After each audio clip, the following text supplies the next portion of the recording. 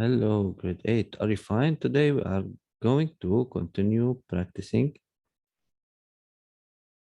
Indicate the true statements and correct the false ones. Inert gas are also called noble gas. They are all metals. False, they are non-metals. Metals are shiny, ductile, and good conductors of heat and electricity. And this is true. The mass number A of an atom is the number of neutrons present in its nucleus. False, the mass of protons and the neutrons. The atom in neutral is neutral since it has an equal number of protons and electrons, and this is true. 5, an atom that loses one or more electrons becomes negatively charged ion called anion. False, it gains. Aluminum atom loses 3 electrons to become a Al3 plus ion. This is true. Compound are pure substances that are decomposed into simplest element by physical techniques. False, a chemical reaction. Ionic compounds conduct electricity when molten or dissolved in water, and this is true. Question number 2, butane. Butane is a gas made of the two nonmetals, carbon and hydrogen. The adjacent bar chart gives the number of carbon and hydrogen atoms in one molecule of butane.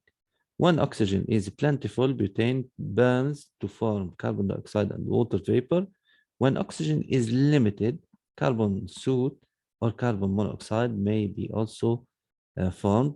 The most common use of butane is as fuel for common lighter. By referring to the text, pick out the elements that make butane, carbon, and hydrogen. Pick out the necessary conditions for burning so that butane produces carbon dioxide and water vapor when oxygen is plentiful. Pick out the use of butane. It is used as fuel for common lighter. Justify that butane is a molecular compound. Butane is a gas made up of two non-metals, carbon and hydrogen. Another part, by referring to the bar chart, write the formula of butane, which is C4H10. Give the number of atoms present in one molecule of butane. In one molecule of butane, there are 14 atoms in one molecule. Calculate the number of atoms in 5 molecules. In 5 molecules, 14 times 5 equals to 70 atoms. By referring to your acquired knowledge, explain the main difference between an element and compound. Element cannot be simplified by any chemical change, while compound can.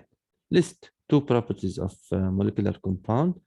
Not hard as ionic compound, have relatively low melting point. This is the end of our video. Thank you for watching and see you with the next video. Goodbye.